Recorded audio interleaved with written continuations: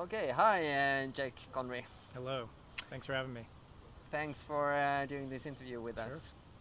So I know you were sentenced to 4 years in prison for domestic terrorism. Is that right? Essentially, yeah, we were tried and charged on a number of under a number of laws. The one specific around terrorism was the Animal Enterprise Protection Act, which essentially says that if you cross a state line to disrupt a business that uses animals, and you do more than $10,000 worth of physical damage, then they can try you as a domestic terrorist. So in our case, they claimed that we crossed state lines through the internet, and we did more than $10,000 worth of economic damage to the share price of the corporation. And therefore, it was the same thing, and that they could essentially try us as domestic terrorists. But 4 years in prison, I mean, did you do a murder or did you blow up a factory or what? No, surprisingly, I did not murder anyone. No, we were running a no-nonsense grassroots campaign to shut down an animal testing laboratory. We ran things very above board. We consulted a lot with attorneys. We definitely pushed the envelope and did controversial tactics like home demonstrations, which are legal in the United States, but they're controversial. So oftentimes we would demonstrate at people's homes. We supported the idea of illegal direct action, activities carried out by the Animal Liberation Front, and we were very vocal supporters of them, but we didn't engage in them or finance them or organize them. But essentially the government implied that because we published and supported those things publicly, that we encouraged others to engage in those same activities, and therefore we were engaged in a conspiracy with any animal rights activists in the world that used the internet to find out more about the campaign. That we were essentially conspiring with them to engage in a campaign of harassment and illegal activities to shut down an animal testing laboratory. Or, as we like to say, engaging in free speech protest activity, depending on who's making the charge. So you didn't even do any property destruction? No. I think for us in Sweden, 4 years for this kind of activities, like non-violent demonstrations basically, and campaigning, is very strange that it will give such a harsh sentence. So why do you think they gave you that? Right. I actually was lucky. I was supposed to get 11 to 13 years, but for whatever reason the judge decided to go easy on us and gave us less time. I'm not sure why. But at the time and even now in the United States, there's a big thing about war on terror, right? It used to be in the 1980s there was a war on drugs, and if you wanted to boost your career and kind of get a raise in the ranks, you would make big arrests and cases around the war on drugs.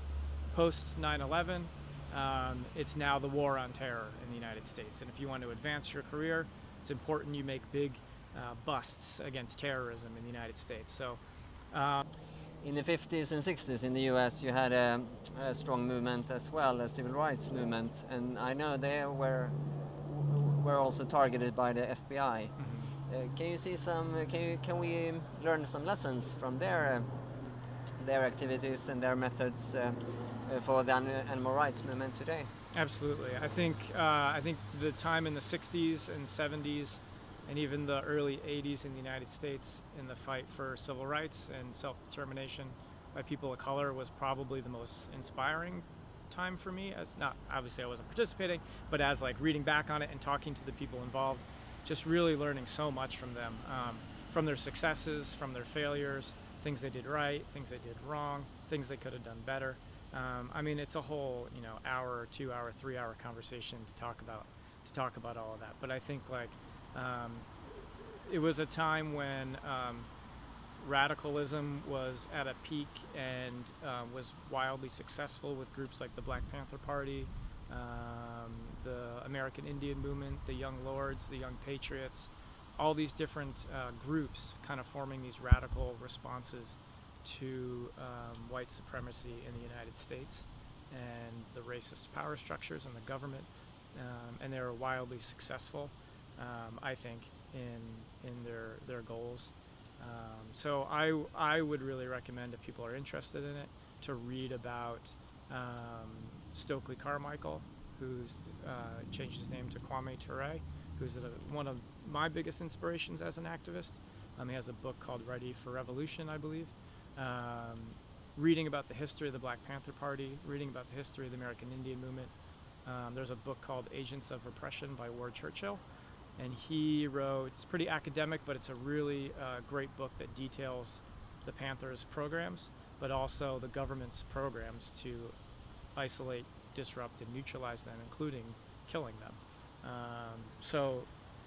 Yeah, there's definitely like loads and loads to be learned, and loads to read. And a lot of the people are still around and still active, and I think that's very inspiring to me, and are more than willing and happy to talk with people and talk to them about their experiences. And I also find and take a lot of inspiration in my own activism from spending time with those people. That time it was a lot of discussion whether you should go for non-violence methods or more violent methods. What's your take on that, and what can we learn from that debate for the animal rights movement today? Well, I think the fight for animal rights is different drastically than the fight for self-determination for people of color. So I'm not sure that the examples that they took and their experiences that they had could be extrapolated to the animal rights movement. I think you could have a good debate on the use of violence as a form of, as a tactic in your movement. But when it comes to the animal rights movement, I think even if you're for it or you're against it, I think it's pretty clear that now is not the time for it. And I don't think it's worth the outcomes of using political violence in the animal rights movement. It's been used a little bit, and I think it definitely hurt more than helped the movement. And I think the few times that it's been used, violence has been used in the animal rights movement in the past 30 plus years. Like, there are a lot of lessons to be learned to really like examine those things and not just be like, oh yeah, that was cool when like those guys beat up that guy, but like really examine like what happened in the aftermath of like those violent attacks. What happened with the government repression? What happened with the laws that were passed to then hinder and take down activists from all across the spectrum of animal rights? And really think about like that as a strategy, and if it really is going to be successful and strategic in the long run. Quite soon here you will have a talk called From Activist to Terrorist here in Stockholm. And one of your key points is that we should think more strategically, and you touched upon that. Do you want to say something more about what is strategy to you, and how can we think about it in the animal rights movement? Yeah, I mean, I think it's a little. My guess is that all our movements are a little bit different based on our communities, our culture, our government, our locations in the world. I think in the United States, we definitely need to be more strategic, and I think we often rely on tactics that have been used in the past as what we should be doing now, whether that's vegan outreach or rescues or liberations or civil disobedience or protest campaigns. Like, we keep repeating the same things over and over again. And I think we need to think about why we're repeating those things and if they actually were successful. Because just doing the same thing over and over again is not going to change anything. So I think we need to really be doing like deeper dives into strategy, and I don't think that's something that the animal rights movement does a lot of. I think we have really great tactics, and I think we have real short-term strategies that are great, but we don't think about what our actions are going to accomplish and mean in 10, 20, 30 years. And I think those are really like difficult conversations to have, because it admits that like, hey, maybe we've done stuff wrong and we need to do them differently. But also, like, when you start having those really big conversations, that's when I think we can really start to make change. So I think we need to look more towards better and longer strategies. I think we need to look towards the idea of collective liberation, where we're not just fighting for animal rights, but we're fighting for human rights, the liberation of the environment, so forth and so on, so that we can start placing ourselves in the broader spectrum of liberation struggles and build bigger communities to help one another to achieve our goals. And I think part of that, or a lot of that, will have to come with the idea of discarding purity politics, where we put our own personal morals and purity around diet, like veganism, and saying like, if you're not vegan, you're not this. If you're not vegan, you can't do this. And kind of doing away with those in order to build bridges with other communities that are interested in the same idea of liberation, but maybe just not on board right now with the idea of animal liberation. So you believe in the idea that we connect and work with common campaigns with totally other movements? Sure. Yeah. And I think it's important you do that because you believe in them, not because you're expecting them to give something back. So you might go to, an environmental rally, or you might participate in something like in the United States we have Black Lives Matter demonstrations, so you might participate in that, anti-police demonstrations, anti-death penalty demonstrations, and you go to them because you share a common goal of collective liberation. You're not going because you want all those people to now show up to your animal rights demonstration. You do those things because it's the right thing to do. And I think by leading by example and showing, how you are and what you're about, that starts to rub off on people, and I think eventually it comes back.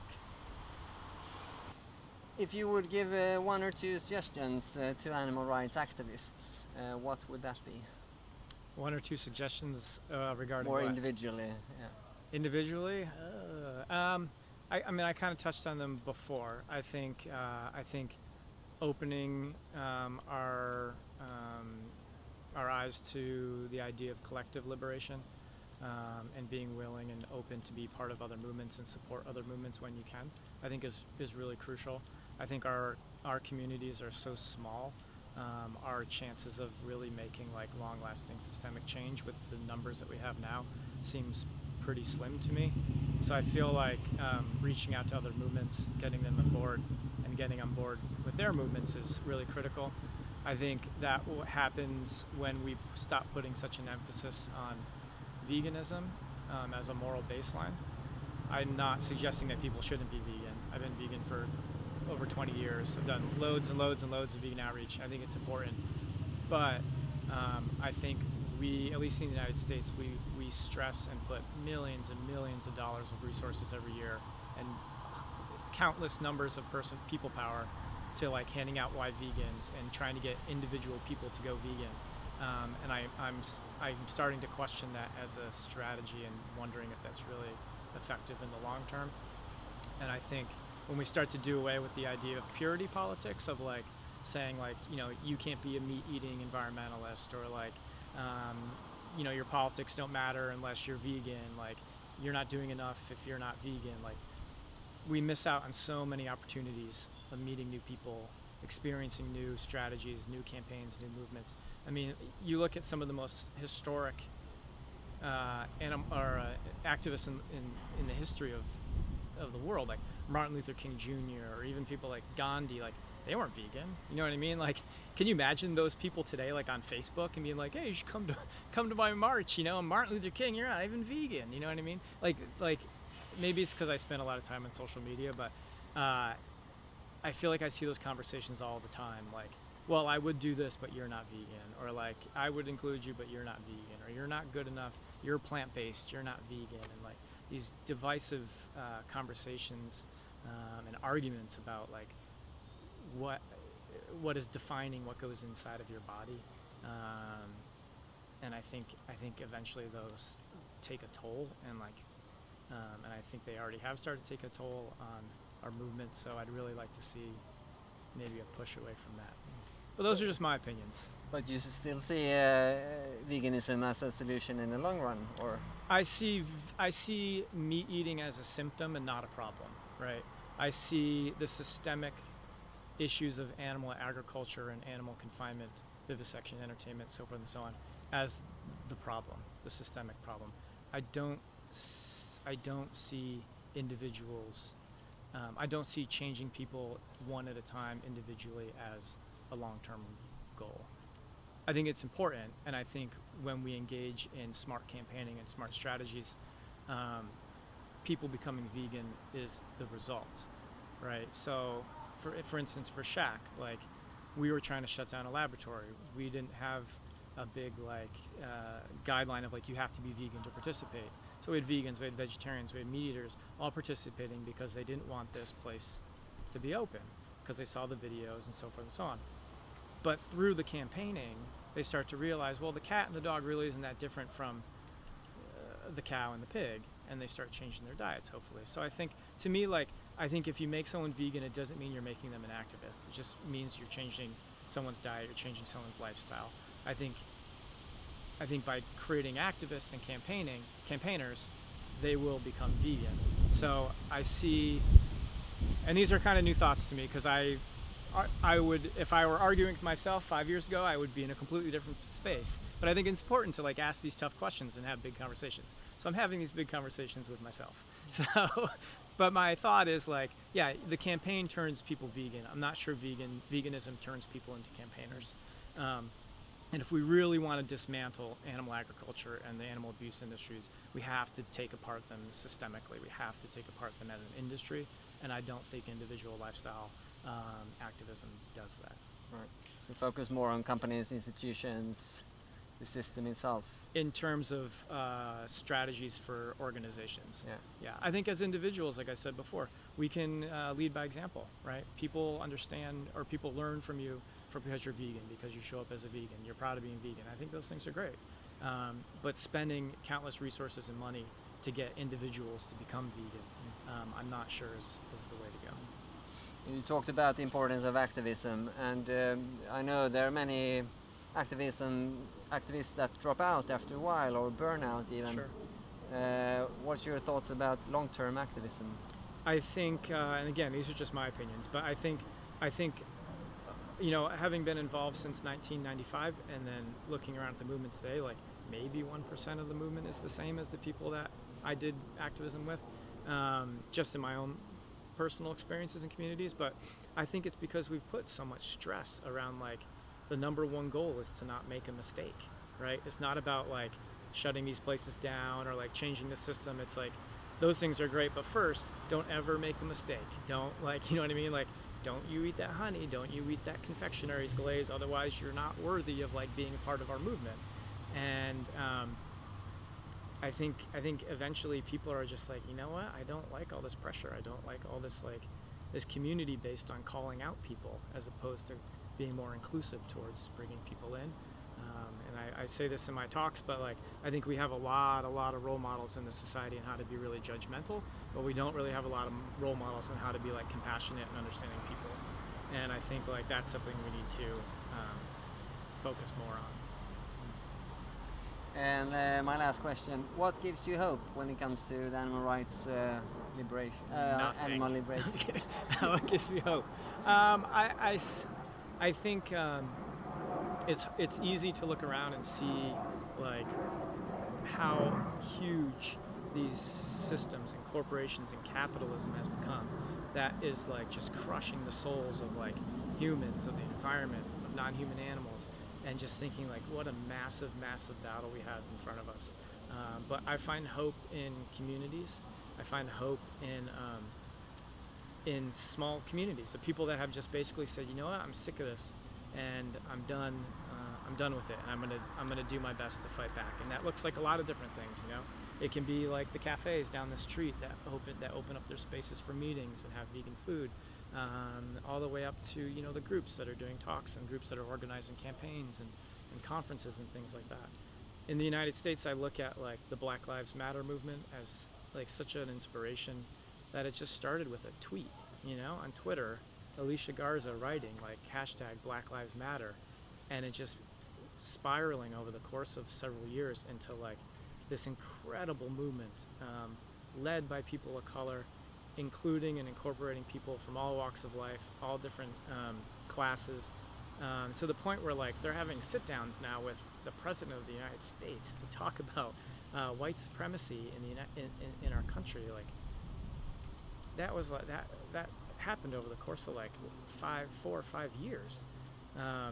The strategies and the self-determination and the organizing that is coming from that movement is just so impressive and so exciting to watch and to be a part of, where I fit in. And that, in terms of activism, I think is where I'm really inspired at this point. And you think animal rights movement can somehow connect to that movement and learn? Absolutely, but I think it's important that animal rights activists understand that you connect to that movement by believing that Black lives matter and not that all lives matter. Right. Not that all lives don't matter, but right now in that movement, Black lives matter, and that's what they're focusing on. And to not hijack that narrative for our own is extremely important, because that's what's going to build those walls and divisiveness that we don't want. Do you feel hope for the animals today? Yeah, I do. I think it's a huge battle. I think we really need to reshift the way we think and the way we act and the way we do things in the animal rights movement.